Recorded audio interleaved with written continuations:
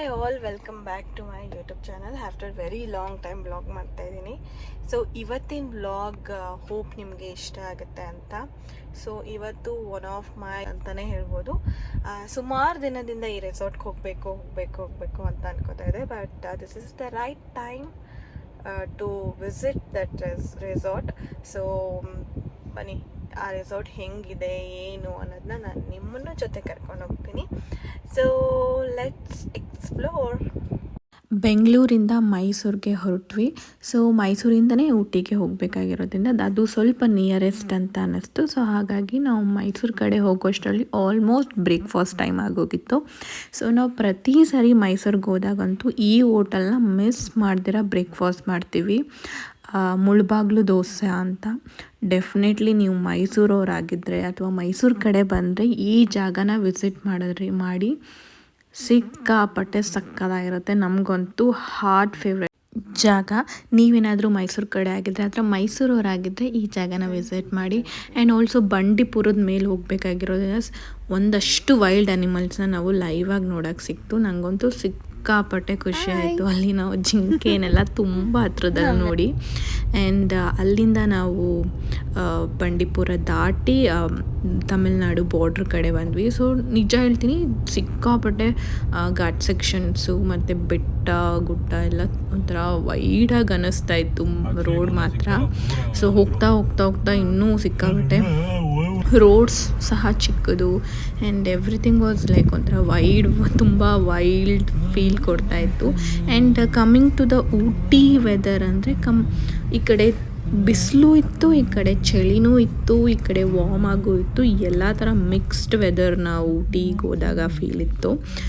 But ಅಲ್ಲಿ ಬಿಸಿಲು ಇದ್ದರೂ ಕೂಡ ತುಂಬ ಚಳಿ ಆಗುತ್ತೆ. ಐ ಡೋಂಟ್ ನೋ ಯಾಕಂತ.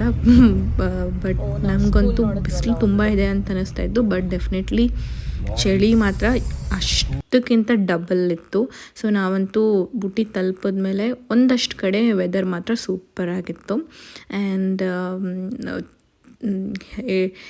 ನಾವು ಬೆಂಗಳೂರಲ್ಲಿ ಇದು ನಮಗೆ ಆ ಚಳಿ ಅದು ಇದು ಎಲ್ಲ ನಮಗೆ ಕಮ್ಮಿ ಅನ್ನಿಸ್ತಿರುತ್ತೆ. ಬಟ್ ಅಲ್ಲಂತೂ ಪ್ರತಿಯೊಬ್ಬರು ನೀವು ನೋಡೋಂಗೆ ಎಲ್ಲರೂ ಸ್ವೆಟರ್ಸ್ ಹಾಕ್ಕೊಂಡಿರ್ತಾರೆ, ಅಷ್ಟೊಂದು ಚಳಿ ಇರುತ್ತೆ.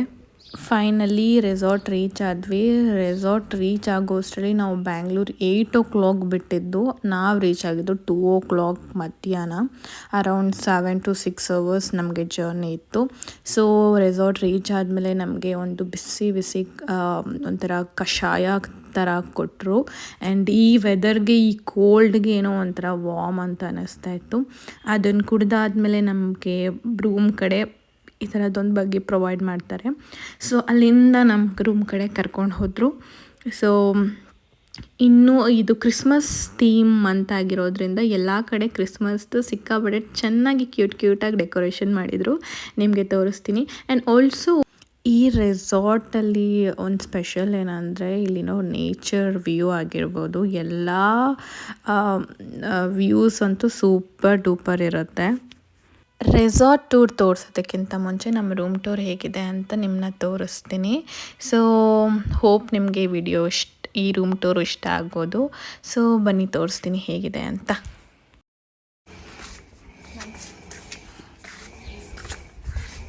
ಸೊ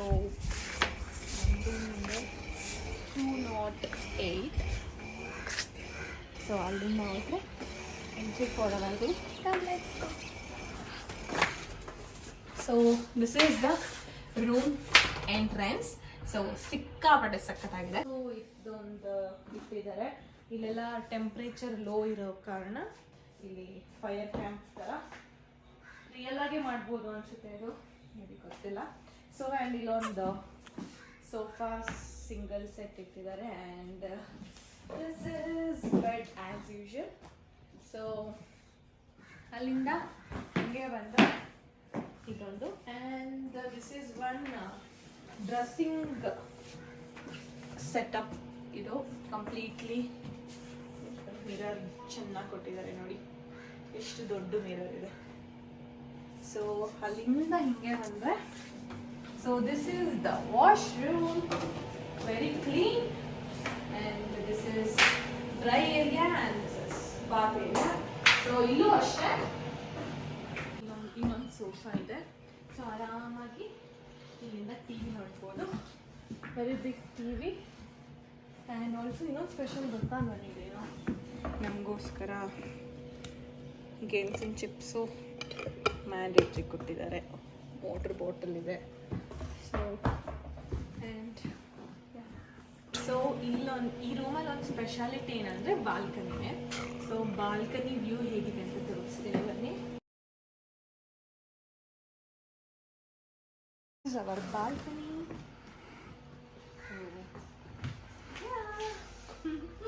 ನೈಸ್ ಅಲ್ಲ. ಸೊ ಇಲ್ಲೊಂದು ಯೂಜ್ ಬಾಲ್ಕನಿ ಸ್ಪೇಸ್ ಇದೆ. ಆ್ಯಂಡ್ ಇಲ್ಲಿ ಆರಾಮಾಗಿ ಕುತ್ಕೊಂಡು ಚಿಲ್ ಮಾಡ್ಬೋದು ಇಬ್ಬರು. ಆ್ಯಂಡ್ ಹಾಗೆ ಬಂದರೆ ಆ್ಯಂಡ್ ವೆರಿ ಇಂಪಾರ್ಟೆಂಟ್ಲಿ ಇಲ್ಲಿನ ವ್ಯೂ ಸಕ್ಕತ್ತಾಗಿದೆ. ಆ್ಯಕ್ಚುಲಿ ಇಷ್ಟೊತ್ತು ವೆರಿ ಕೋಲ್ಡ್ ಇತ್ತು, ತುಂಬ ಚಳಿ ಆಗ್ತಾಯಿತ್ತು. ಬಟ್ ಇವಾಗ ಸ್ವಲ್ಪ ಬಿಸಿಲು ಬಂದಿದೆ. ಸೊ ಏನಂದರೆ ಇಲ್ಲಿ ನಮಗೆ ಅಂತ ಒಂದು ಸಿಟ್ಟಿಂಗ್ ಏರಿಯಾ ಇದೆ. ಅದ್ರ ಜೊತೆಗೆ ಫೈರ್ ಕ್ಯಾಂಪಿಂಗ್ ಕೂಡ ವೆರಿ ಪ್ರೈವೇಟಲ್ಲಿದೆ. ಬನ್ನಿ ಕರ್ಕೊಂಡು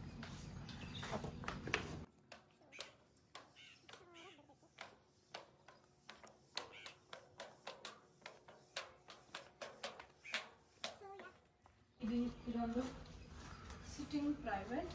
ಆ್ಯಂಡ್ ಇಲ್ಲಿ ನಮಗೆ ಕ್ಯಾಂಪಿಂಗ್ ಸಹ ಹಾಕ್ಕೊಡ್ತಾರೆ ನೈಟು. ಸೊ ಇಲ್ಲೆಲ್ಲ ಆರಾಮಾಗಿ ಕುತ್ಕೊಂಡು ಚಿಲ್ ಮಾಡ್ಬೋದು. ಮೇಲ್ಗಡೆನೂ ಸಹ ವ್ಯೂ ಇದೆ. ಇಲ್ಲಿ ಜಸ್ಟ್ ಗಾರ್ಡನ್ ವ್ಯೂ ಥರ ಇಲ್ಲಿ ಕಂಪ್ಲೀಟಾಗಿ ಕೊಟ್ಟಿದ್ದಾರೆ ಸಪ್ರೇಟಾಗಿ. ಸೊ ಇಷ್ಟು ನಮ್ಮ ರೂಮ್ ಟೂರ್. ಸೊ ಇನ್ನೂ ರೆಸಾರ್ಟ್ ಟೂರ್ ಎಲ್ಲ ನಾನು ಆಮೇಲೆ ತೋರಿಸ್ತೀನಿ. ಸೊ ಆ್ಯಂಡ್ ಅರೌಂಡ್ ಸಂಜೆ ಆಗಿತ್ತು. ಆಗ ಒಂದಷ್ಟು ಸ್ನ್ಯಾಕ್ಸ್ನೆಲ್ಲ ಇಟ್ಟಿದ್ರು. So tea, coffee, black tea, green tea ಎಲ್ಲ ಥರ ಸ್ಯಾಂಡ್ವಿಚ್. ಸೊ ಅದನ್ನೆಲ್ಲ ಇಟ್ಟಿದ್ರು. ಸೊ ಅದಕ್ಕೆ ಏನು ಬೇಕು ಅಂತೆಲ್ಲ ಪಿಕ್ ಮಾಡಿಕೊಂಡು ವಿ ಆರ್ ಟೇಕಿಂಗ್ ಸ್ಯಾಂಡ್ವಿಚ್. ಇದು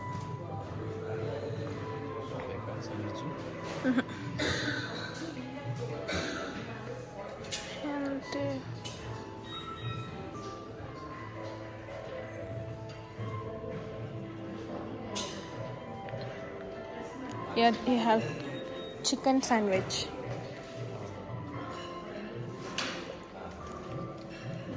This is restaurant view. ತುಂಬ ಸ್ಪೇಷಿಯಸ್ ಆಗಿತ್ತು.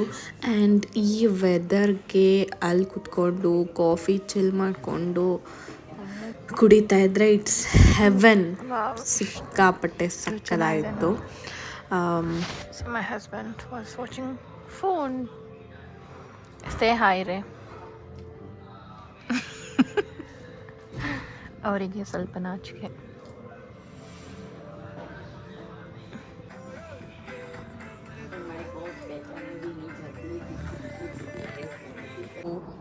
And we came to play indoor games. So ಯಾವ್ದು ಆಡೋದು ಅಂತ ಗೊತ್ತಾಗ್ತಿಲ್ಲ.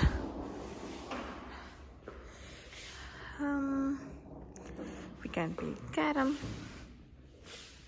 Actually ಡಿನ್ನರ್ ಟೈಮ್ ಆಗೋಗಿತ್ತು. And we came to have a dinner.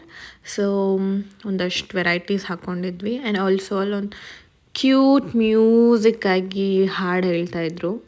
And ಹಾಡು ಕೇಳಿಸ್ಕೊಂಡು ಡಿನ್ನರ್ ಮಾಡ್ತಾಯಿದ್ವಿ. ಆ್ಯಂಡ್ ಆಲ್ಸೋ ಲಾಸ್ಟಲ್ಲಿ we have a lot of sweet varieties ಕೂಡ ಇಟ್ಟಿದ್ರು. ಆ್ಯಂಡ್ ತುಂಬ ಚೆನ್ನಾಗಿತ್ತು ಕೆಲವೊಂದು ಟೇಸ್ಟ್ ಹಾನೆಸ್ಟಾಗಿ. ಆ್ಯಂಡ್ ಕೆಲವೊಂದು ಓಕೆ. ಬಟ್ ಊಟಿಯಲ್ಲಿದ್ದರೂ ಲೈಕ್ ನಮ್ಮ ಕರ್ನಾಟಕದ ಶೈಲಿಯ ಊಟಗಳು ಅಲ್ಲಿತ್ತು. ಸೊ ದಟ್ಸ್ ಮೋರ್ ಸ್ಪೆಷಲ್ ಅಂತ ಅನ್ನಿಸ್ತು. So she was singing my favourite song actually. And so ಅದಕ್ಕೆ ಲಿಸನ್ ಕೇಳಿಕೊಂಡು I was recording the song.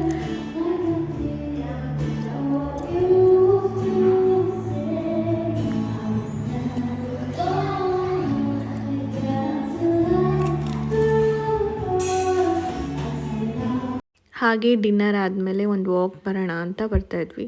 So ಅಲ್ಲಿ ಫೈರ್ ಕ್ಯಾಂಪ್ ಹಾಕಿ ಅದು ಇದಾಗೋಗಿತ್ತು. ಬಟ್ ಆದರೂ ತುಂಬ ಬಿಸಿಯಾಗಿ ಬೆಚ್ಚಗಿತ್ತು. ಸೊ ಹಾಗೆ ಇಲ್ಲೇ ಕುತ್ಕೊಂಡು ಚಿಲ್ ಮಾಡ್ತಾ ಇದ್ವಿ.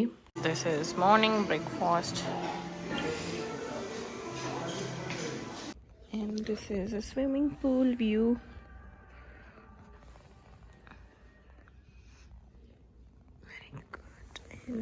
ಆ್ಯಕ್ಚುಲಿ ಈ ಸರಿ ಸ್ವಿಮ್ಮಿಂಗ್ ಪೂಲಲ್ಲಿ ಇಳಿದು ಆಡೋಕ್ಕೆ ಆಗಲಿಲ್ಲ ಬಿಕಾಸ್ ವೆದರ್ ಆ್ಯಂಡ್ ಆಲ್ಸೋ ಬಿಸಿಲಿದ್ರು ತುಂಬ ಕೋಲ್ಡ್ ಇತ್ತು. ಸೊ ಹಾಗಾಗಿ ನೀರಲ್ಲಿ ಹಿಡಿಯೋ ಪ್ರಯತ್ನ ನಾವು ಮಾಡಲಿಲ್ಲ. ಆ್ಯಂಡ್ ಇದು ಸುತ್ತಮುತ್ತ ಇರುವಂತಹ ಗಾರ್ಡನ್ ಇದು. ಸೊ ಫೈನಲಿ ನಮ್ಮ ರೆಸಾರ್ಟಿನ ಡೇ ಮುಗೀತು and we have to be checkout. So hope ನಿಮಗೆ ಈ ವ್ಲಾಗ್ ಇಷ್ಟ ಆಗಿರುತ್ತೆ ಅಂತ. ಆ್ಯಂಡ್ ಡೆಫಿನೆಟ್ಲಿ ಊಟಿಗೆ ಬಂದರೆ ಈ ರೆಸಾರ್ಟ್ ಅಂತೂ ಮಿಸ್ ಮಾಡಬೇಡಿ. Definitely it's very good and very nice. So ಇಲ್ಲಿಂದ ಆಚೆಯಿಂದ ನೋಡಿ ನಮ್ಮ ರೆಸಾರ್ಟ್ ವ್ಯೂವಿಂಗ್ ಕಾಣಿಸ್ತಾ ಇತ್ತು.